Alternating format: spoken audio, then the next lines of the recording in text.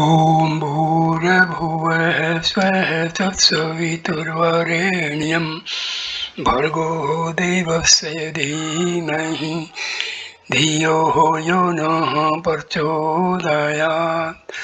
ॐ शान्ति शान्ति शान्तिः. Namaste, my dear friends. I am going to make the first video on the teachings of Bhagwan Sri Ramana Maharshi in his own words. So I start the first video. During the half century and more of his life at Tiruvannamalai, Bhagwan Sri Ramana Maharshi was visited by a constant stream of people from all parts of India and by many from the West seeking spiritual guidance or consolation in grief or simply the experience of his presence. He wrote very little all these years, but a number of records of his talks with visitors were kept and subsequently published by his ashram. These are mostly in diary form with little arrangement according to subject. The purpose of the present book is to build up a general exposition of the Maharishi's teachings by selecting and fitting together passages from these dialogues and from his writings, published as the collected works of Sri Ramana Maharshi.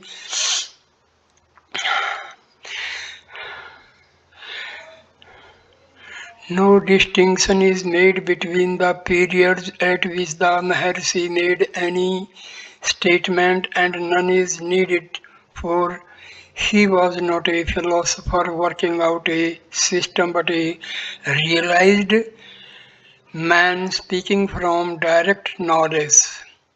It sometimes happens that one who is on a spiritual path or even who has not yet begun consciously seeking has a glimpse of realization during which for a brief eternity he experiences absolute certainty of his divine, immutable, universal self.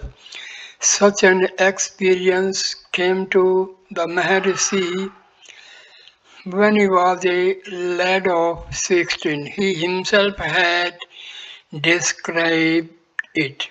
It was about 6 weeks before I left Madurai for good that the great change in my life took place.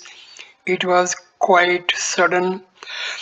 I was sitting alone in a room on the first floor of my uncle's house.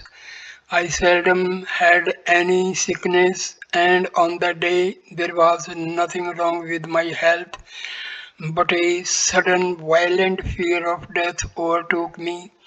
There was nothing in my state of health to account for it, and I did not try to account for it or to find out whether there was any reason for the fear. I just felt I am going to die and began thinking what to do about it. It did not occur to me to consult a doctor or my elders or friends.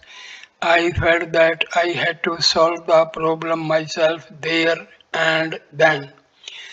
The shock of the fear of death drove my mind inwards, and I said to myself mentally, without actually framing the words, now death has come. What does it mean?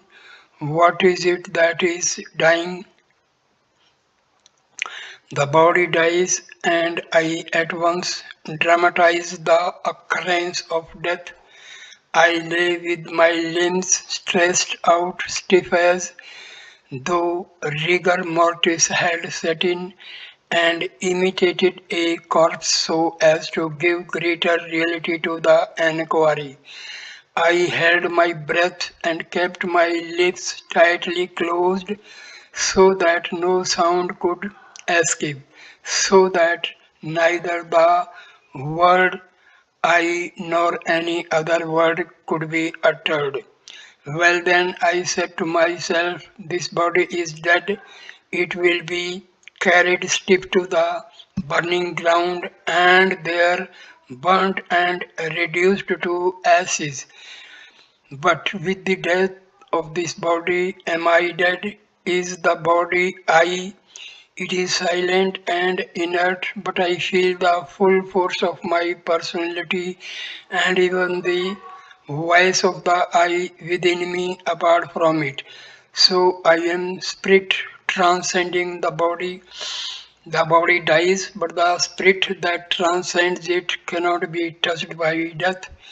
That means I am the deathless spirit. All this was not dull thought. It flashed through me vividly as living truth which I perceived directly, almost without thought process. I was something very real, the only real thing about my present state, and all the conscious activity connected with my body was centered on that I. From that moment onwards, the I or self focused attention on itself by a powerful fascination. Fear of death had vanished once and for all. Absorption in the self continued unbroken from that time on. It is the last sentence that is the most remarkable because usually such an experience soon passes, although the impression of certainty that it leaves on the mind is never afterwards forgotten.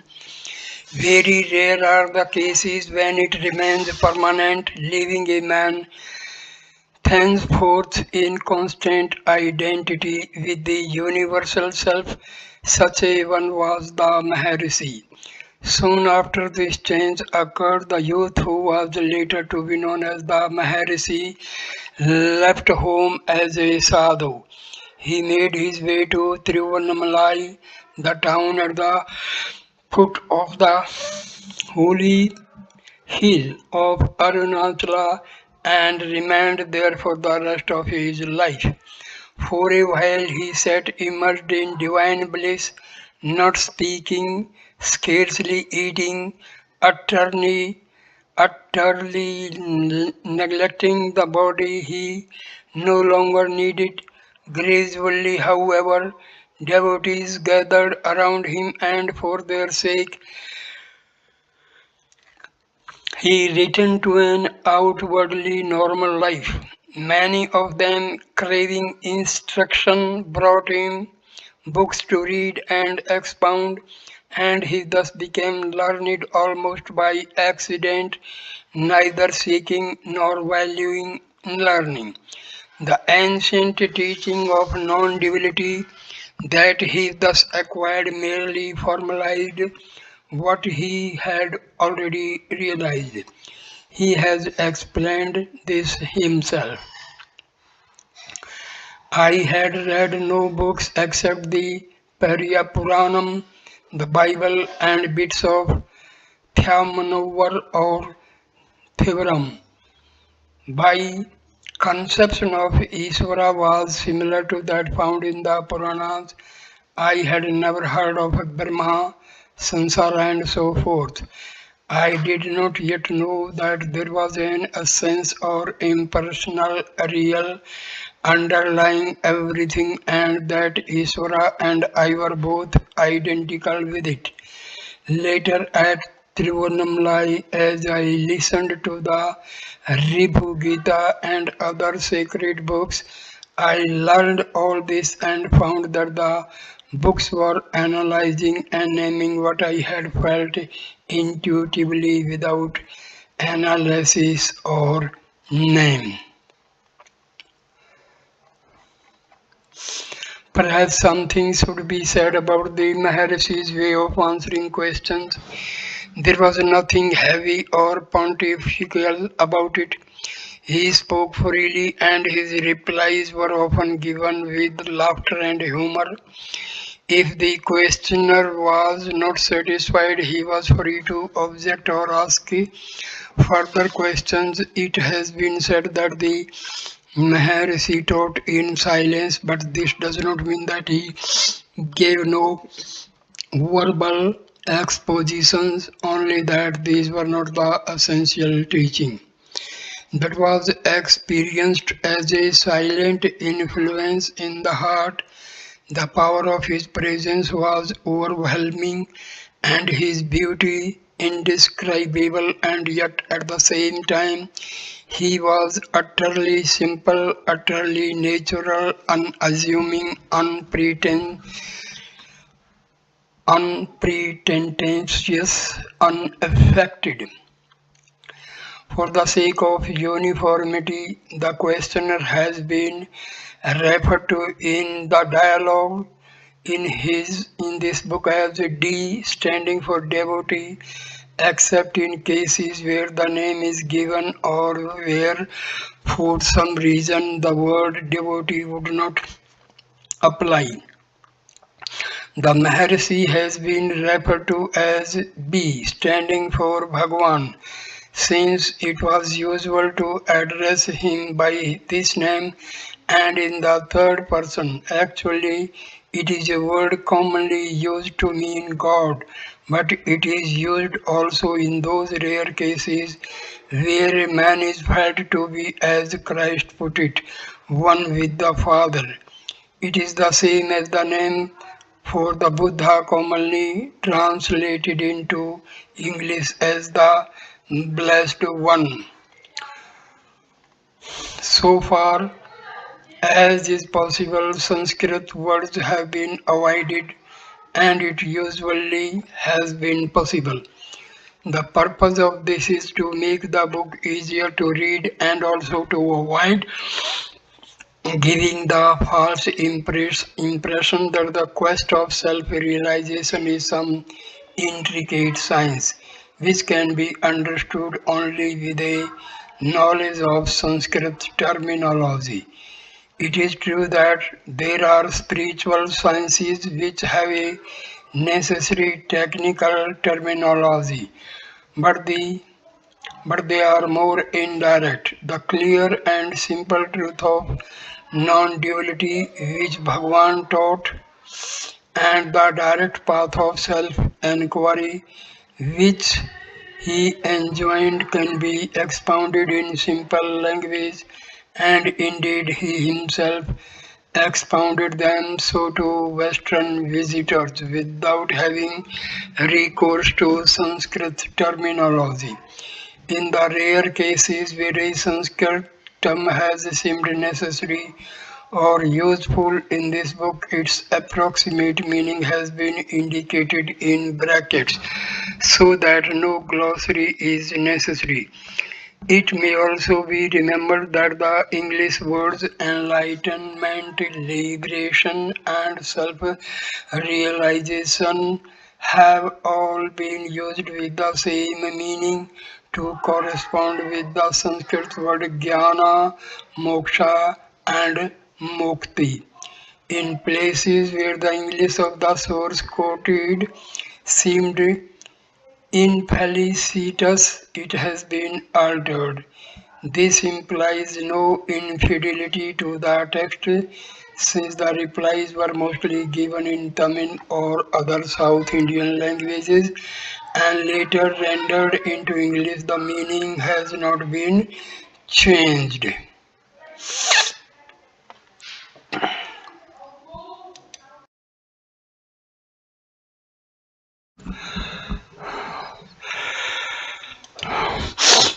I start the main book, chapter 1, the basic theory. Readers of a philosophical turn of mind may find it strange to see the first chapter of this work entitled The Basic Theory. It may appear to them that the whole work should be devoted to theory. In fact, however, The Maharishi, like every spiritual master, was concerned rather with the practical work of training aspirants than with the expounding theory. The theory had importance but only as a basis for practice. Now, devotee puts a question. Buddha is said to have ignored questions about God.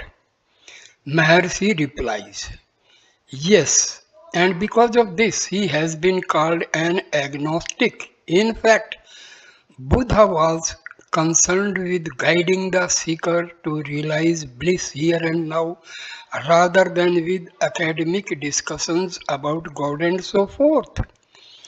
Devotee is the study of science, psychology, physiology, etc. helpful for attaining yoga, liberation, or by intuitive understanding of the unity of reality. Bhagwan, Maharashi. Very little. Some theoretical knowledge is needed for yoga and may be found in books. Put practical application is what is needed. Personal example and instruction are the most helpful aids. As for intuitive understanding, a person may laboriously convince himself of the truth to be grasped by intuition of its function and nature, but the actual intuition is more like feeling and requires practical and personal contact. Mere book learning is not of any great use. After realization, all intellectual loads are useless burdens and are to be thrown overboard. Preoccupation with theory, doctrine, and philosophy can actually be harmful insofar as it distracts a man from the really important work of spiritual efforts by offering an easier alternative which is merely mental and which therefore cannot change his nature. What use is the learning of those who do not seek to wipe out the letters of destiny from their brow by enquiring, whence is the birth of us who know the letters? They have sunk to the level of a gramophone. What else are they, O Arunachala? It is those who are not learned that are saved rather than those whose ego has not yet subsided in spite of their learning. The unlearned are saved from the relentless grip of the devil of self infatuation. They are saved from the melody of a myriad whirling thoughts and words. They are saved from running after wealth. It is from more than one evil that they are saved. Similarly, he had no use for theoretical discussion. It is due to illusion born of ignorance that man fail to recognize that which is always and for everybody the inherent reality dwelling in its natural heart center and to abide in it, and that instead they argue that it exists or does not exist, that it has form or has not form, or is non-dual or is dual. Can anything appear apart from that which is eternal and perfect? This kind of dispute is endless. Do not engage in it. Instead, turn your mind inward and put an end to all this. There is no finality in disputation. Ultimately, even the scriptures are useless. The scriptures serve to indicate the existence of the higher power or self and to point the way to it. That is their essential purpose. Apart from that, they are useless. However, they are voluminous in order to be adapted to the level of development of every seeker. As a man rises in the scale, he finds the stages already attained to be only stepping stones to higher stages until finally the goal is reached. When that happens, the goal alone remains and everything else, including the scriptures, become useless. Sometimes it is true, he expounded philosophy in all its intricacies, but only as a concession to weakness to those addicted to much thinking. As he put it in Self Enquiry, I had thoughts of quoting such an explanation here, but found that it contained the passage. The intrigue, the intricate maze of philosophy of the various schools is said to clarify matters and to reveal the truth, but in fact it creates confusion where none need exist. To understand anything, there must be the self. The self is obvious, so why not remain as the self? What need to explain the non self? And of himself, he adds. I was indeed fortunate that I never took to it, that is philosophy.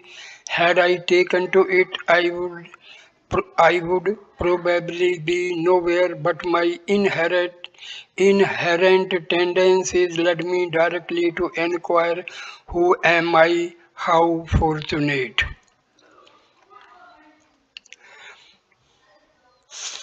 The world, real or illusion. Nevertheless, some theoretical teaching is necessary as the basis for the practical work of spiritual training. With the Maharashi, this took the form of non duality in complete accordance with the teachings of the great sage Sankara. The agreement does not, however, mean that Bhagwan was, as a philosopher would put it, influenced by Sankara, merely that the recognized Sankara's teaching as a true exposition of what he had realized and knew by direct knowledge. Devotee. Is Bhagwan's teaching the same as Sankara's Bhagwan? Bhagwan's teaching is an expression of his own experience and realization. Others find that it tallies with Sri Sankara's. Devotee. When the Upanishads say that all is Brahma, how can we agree with Sankara that this world is illusory? Maharashi, Bhagwan. Sankara also said that this world is Brahma or the Self. What he objected to is one's imagining that the Self is limited by the names and forms that constitute the world.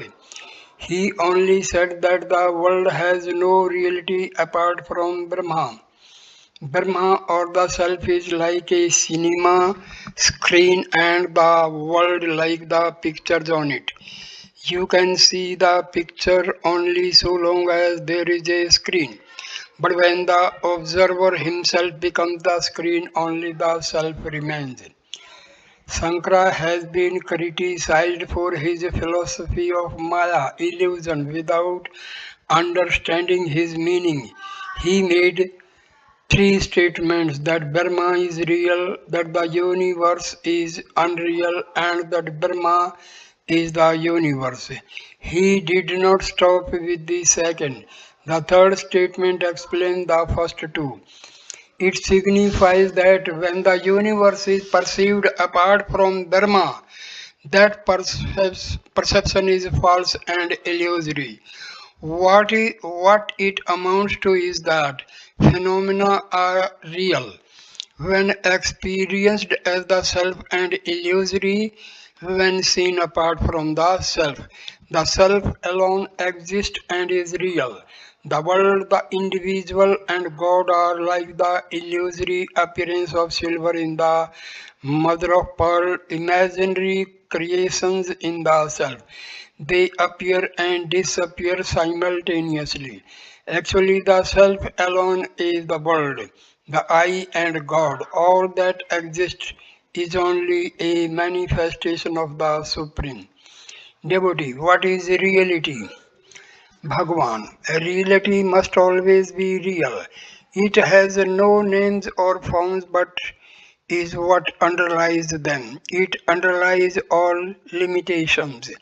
Being itself limitless, it is not bound in any way. It underlies unrealities.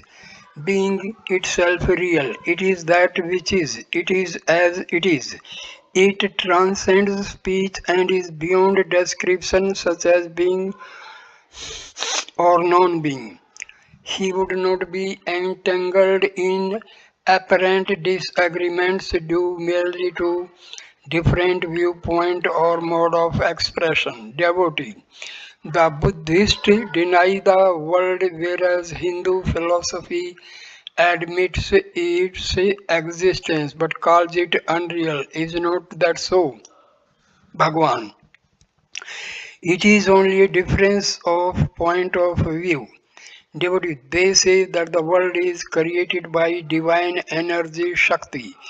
Is the knowledge of unreality due to the veiling by illusion Maya? Bhagwan. All admit creation by the divine energy, but what is the nature of this energy? It must be in conformity with the nature of its creation. Devotee, are there degrees of illusion?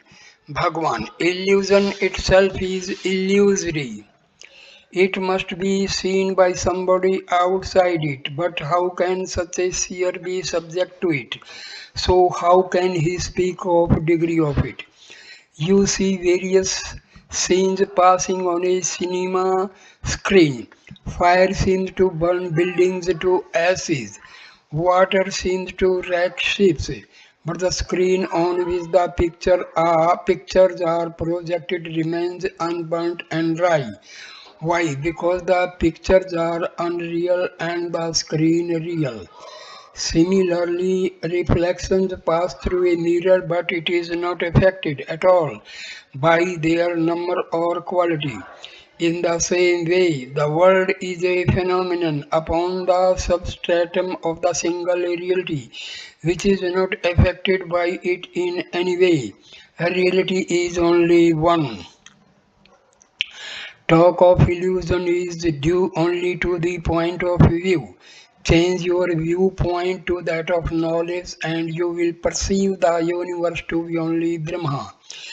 Being now immersed in the world, you see it as a real world. Get beyond it and it will disappear and reality alone will remain. At the last excerpt shows the postulate of one universal reality calls for the conception of a process either of illusion or creation to explain the apparent reality of the world. The world is perceived as an apparent objective reality when the mind is externalized, thereby abandoning its identity with the self. When the world is thus perceived, the true nature of the self is not revealed. Conversely, when the self is realized, the world ceases to appear as an objective reality. That is illusion which makes one take what is ever present and all pervasive, full to perfection and self-luminous, and is indeed the self and the core of one's being, for non-existent and unreal. Conversely, that is illusion which makes one take for real and self-existent what is non-existent and unreal, namely the trilogy of world, ego, and God. The world is indeed real, but not as an independent self-subsist self-subsistent reality. Just as the man you see in a dream is real as a dream figure but not as a man. To those who have not realized the self as well as to those who have, the world is real, but to the former truth is adapted to the form of the world, whereas to the latter truth shines as the formless perfection and the substratum of the world. This is the only difference between them. As I recalled Bhagavan saying sometimes that unreal, mithya, imaginary and real, satyam mean and same but did not quite understand. I asked him about it. He said, Yes, I do sometimes say that. What do you mean by real? What is it that you call real? I answered, according to Vedanta, some only that which is permanent and unchanging can be called real. That is the meaning of reality. Then Bhagwan said the names and forms which constitute the world continually change and perish and are therefore called unreal. It is unreal, imaginary to limit the self to these names and forms and real to regard all as the self. The non-dualist say that the world is unreal, but he also says all this is Brahma. So it is clear that what he condemns is regarding the world as objectively real in itself, not regarding it as Brahma. He who sees the self alone in the world also. It is immaterial to the enlightened whether the world appears or not. In either case, his attention is turned to the self. It is like the letters and the paper on which they are printed.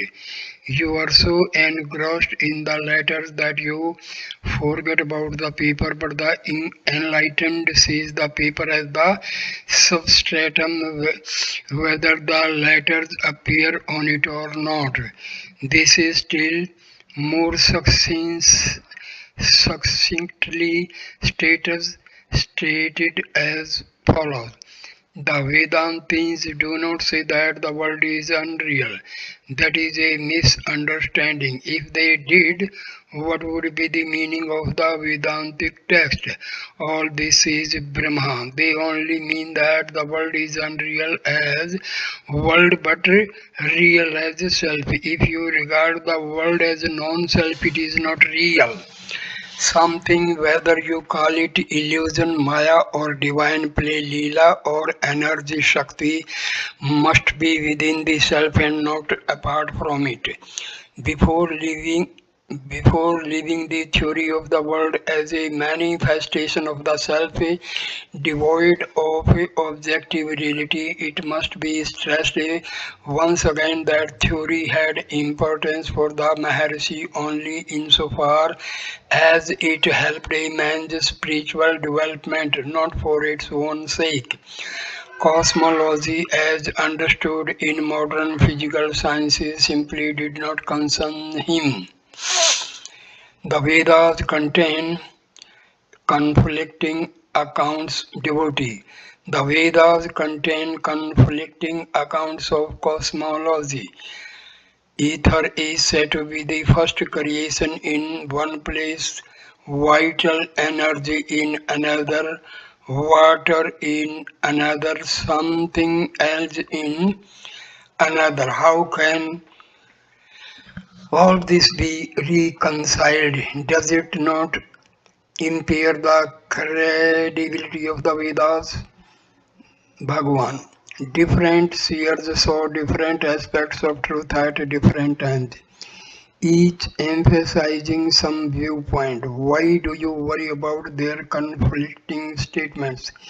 The essential aim of the Vedas is to teach us the nature of the imperishable self and show us that we are that.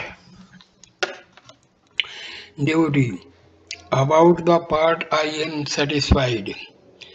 Bhagwan, then treat all the rest as auxiliary arguments or as expositions for the ignorant who want to know the origin of things.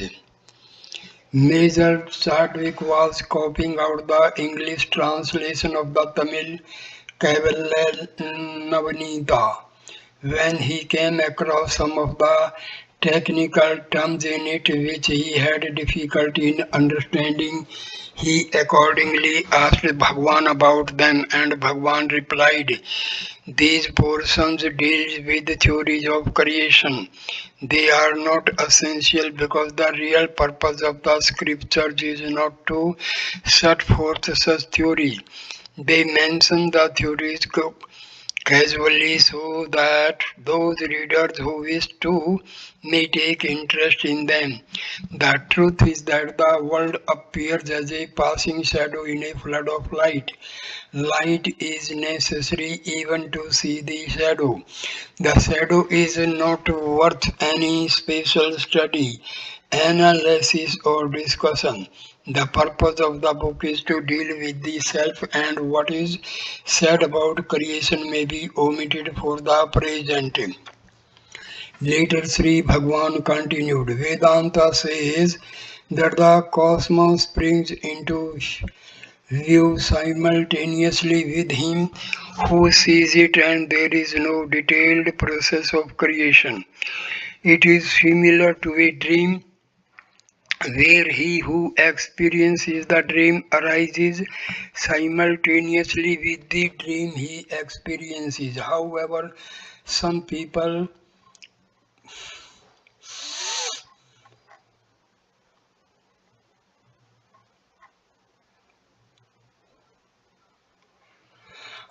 some people cling so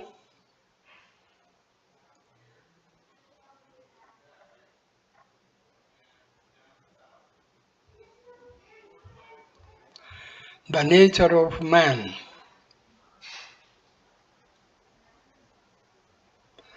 No. However, some people cling so fast to objective knowledge that they are not satisfied when told this.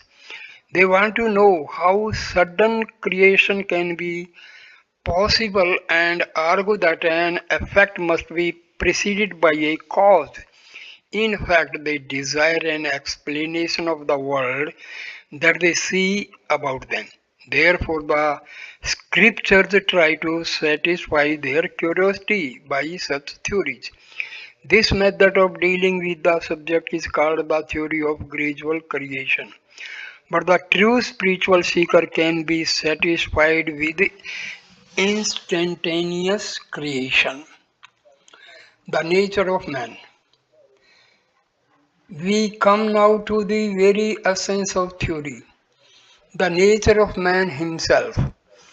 For whatever a man may think of the reality of the world or of God, he knows that he himself exists, and it is in order to understand and at the same time to perfect himself that he studies and seeks guidance. The individual being which identifies its existence with that of the life in the physical body as I is called the ego. The self, which is pure consciousness, has no ego sense about it. Neither can the physical body, which is inert in itself, have this ego sense. Between the two, that is, between the self or pure consciousness and the inert physical body, there arises mysteriously the ego sense or I notion. The hybrid, which is neither of them, and this flourishes as an individual being. This ego or individual being is at the root of all that is futile and undesirable in life. Therefore, it is to be destroyed by any possible means. then that whichever is alone remains resplendent. Resplendent. This is liberation or enlightenment or self-realization. Devotee. Bhagwan often says the world is not outside you, or everything depends on you, or what is there outside you. I find all this puzzling. The world existed before I was born and will continue exist after my death, as it has survived the death of so many who once lived as I do now. Bhagwan. Did I ever say that the world exists because of you? I have only put to you the question what exists apart from yourself. You ought to understand that by the self neither the physical body nor the subtle body is meant. What you are told is that if you once know the self within which all ideas exist, not excluding the idea of yourself, of others like you, and of the world, you can realize the truth that there is a reality, a supreme truth, which is the self of all the world you now see, the self of all the selves, the one real, the supreme, the eternal self as distinct from the ego or individual being which is impermanent. You must not mistake the ego or the bodily idea for the self. Devotee. Then Bhagwan means that the self is God. And in his next reply, Bhagwan, as was his way, turned the discussion from theory to practice. Although the present chapter is, on the whole, devoted to theory, it seems appropriate to continue the dialogue so as to show how the theory was put to practical use. Bhagwan.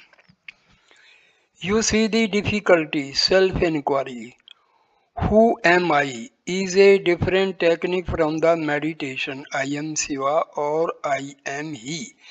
I rather emphasize self-knowledge, for you are first concerned with yourself before you proceed to know the world or its Lord.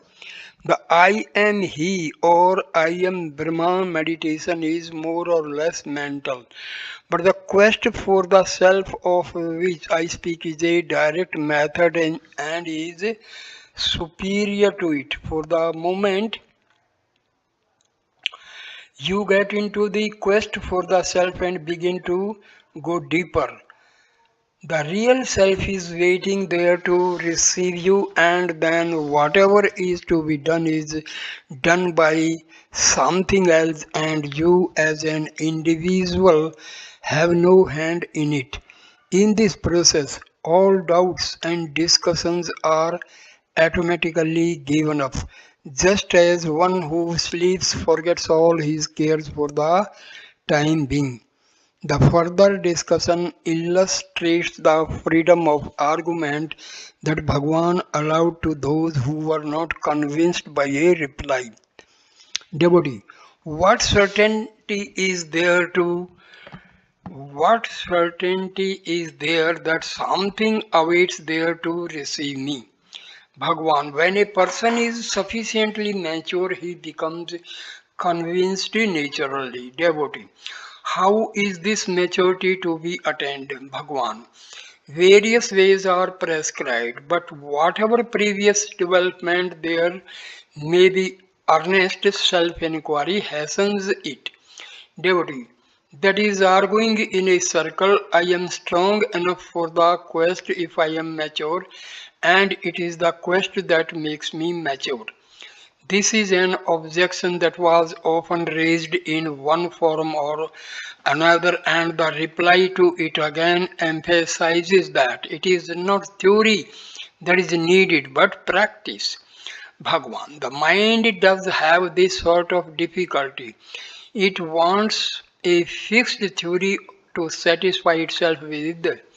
Really, However, no theory is necessary for the man who seriously strives to approach God or his true self. Everyone is the self and indeed is infinite. Yet each person mistakes his body for his self. In order to know anything, illumination is necessary. This can only be of the nature of light, however. It lights up both physical light and physical darkness. That is to say, that it lies beyond apparent light and darkness. It is itself neither, but it is said to be light because it illuminates both. It is infinite and is consciousness. Consciousness is the self of which everyone is aware. No one is ever away from the self, and therefore everyone is in fact self realized only. And this is the great mystery. People do not know this and want to realize the self.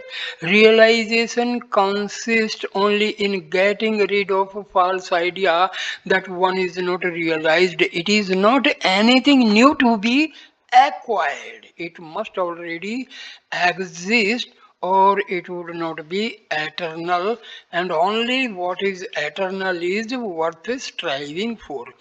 Once the false notion I am the body or I am not realized has been removed, supreme consciousness or the self alone remains, and in people's present state of knowledge they call this realization. But the truth is that realization is eternal and already exists here and now. Consciousness is pure knowledge. The mind arises out of it and is made up of thoughts. The essence of the mind is only awareness or consciousness, however.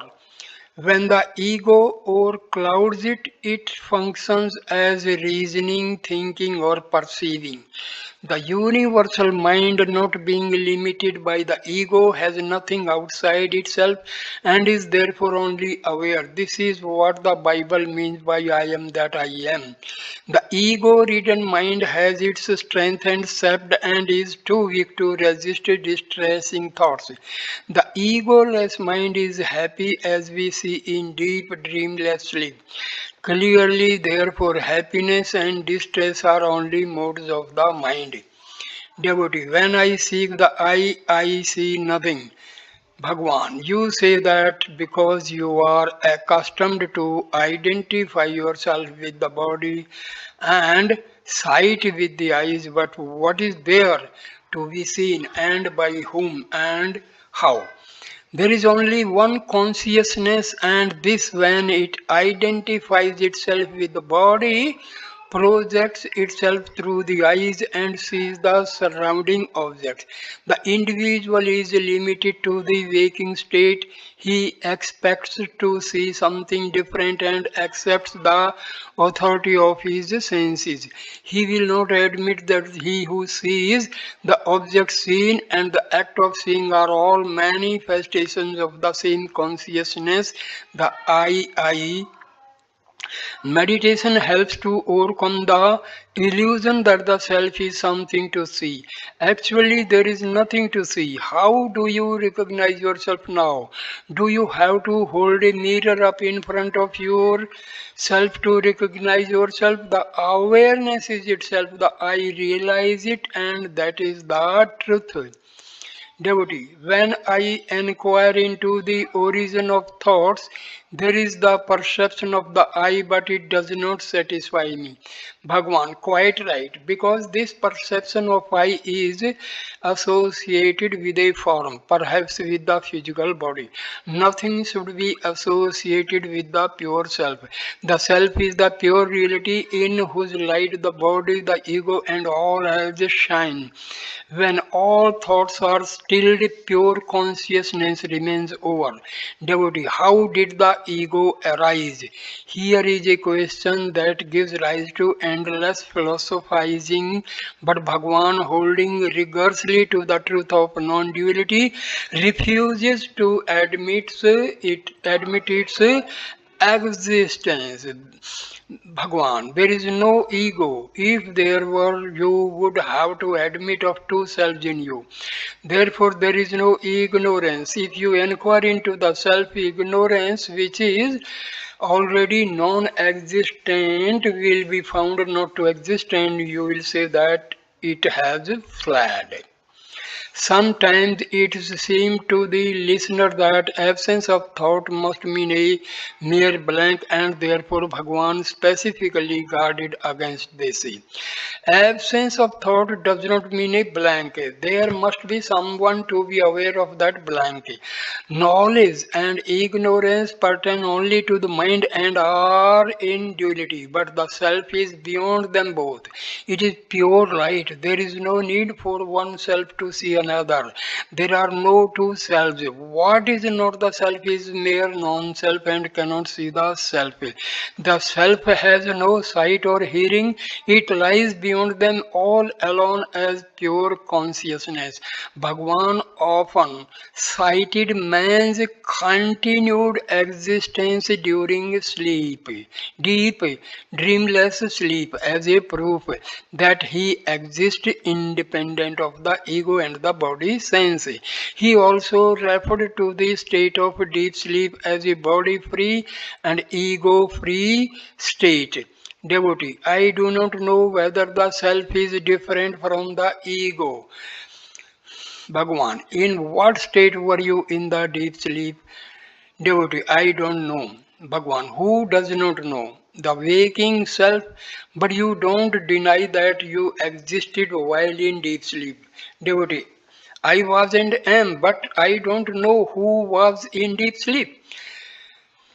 Bhagwan, exactly. The waking man says that he did not know anything in the state of deep sleep. Now he sees objects and knows that he exists, but in deep sleep there were no objects and no spectator.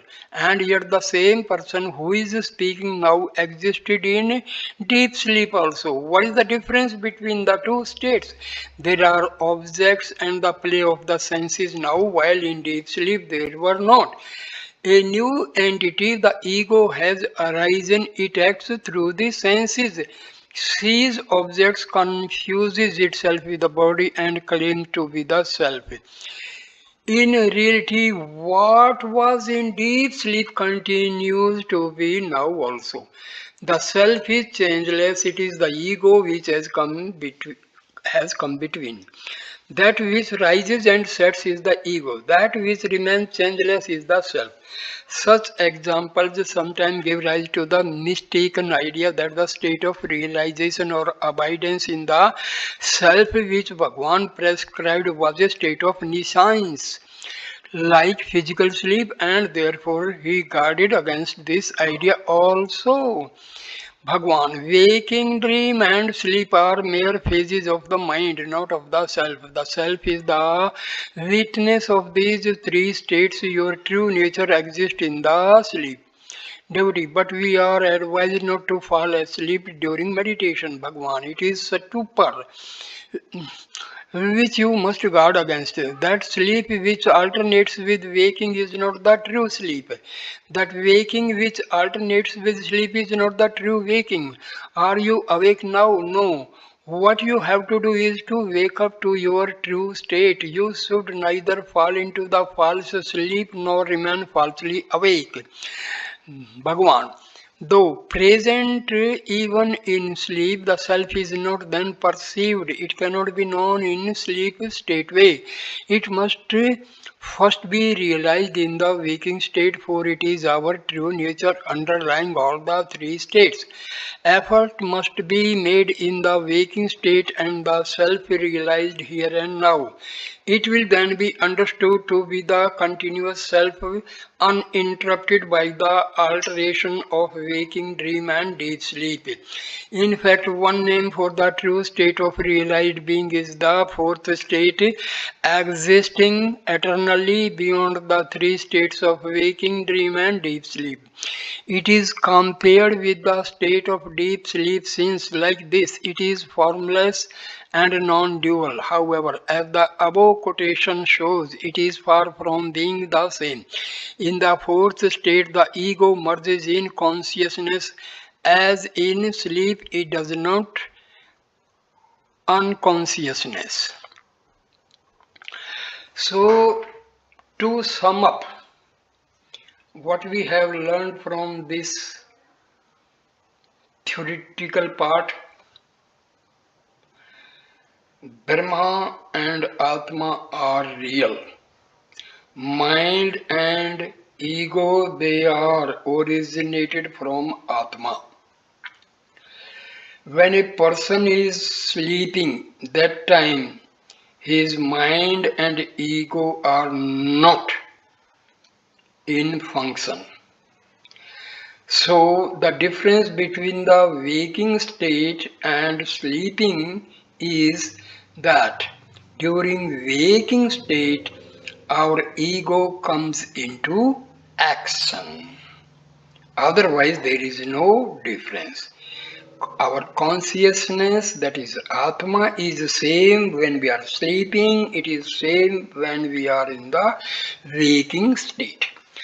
And as Bhagwan always used to emphasize more on the practical side, practice side, he always used to avoid mere theoretical aspect, because theory leads to confusion and confusion only. When in actual sense we start exercising self-inquiry, then the knowledge, which is our consciousness, comes into opening. Because our consciousness is full of spiritual knowledge. Make sure, be definitive for this. Because your Atma is your real guru.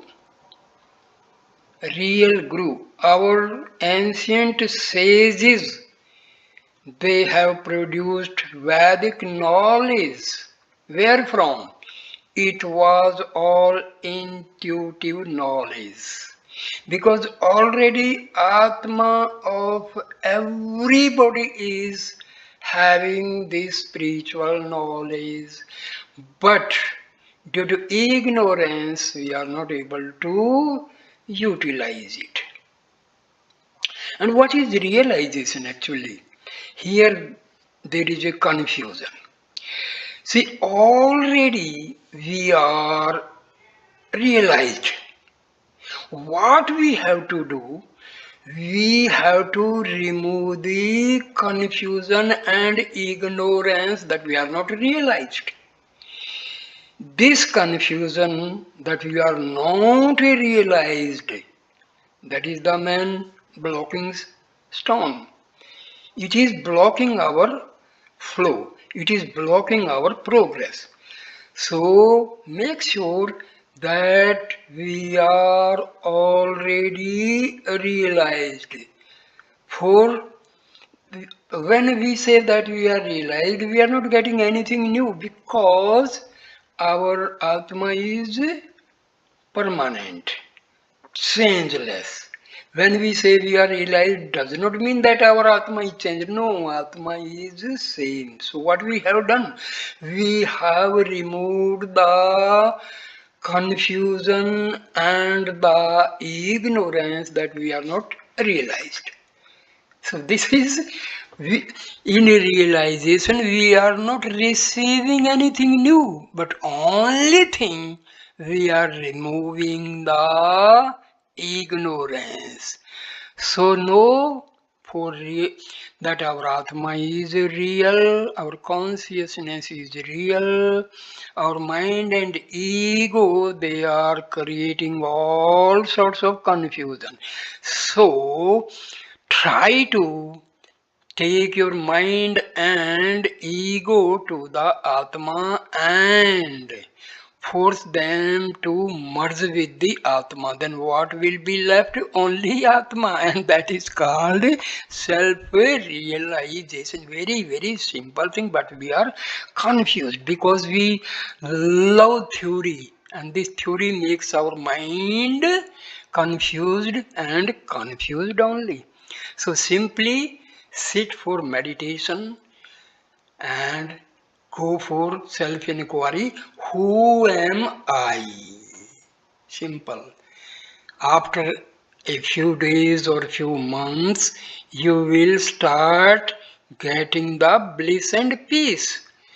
So thank you for watching this video. Please like, comment and share the video and subscribe the channel. Thanks a lot my dear friends. Namaskar.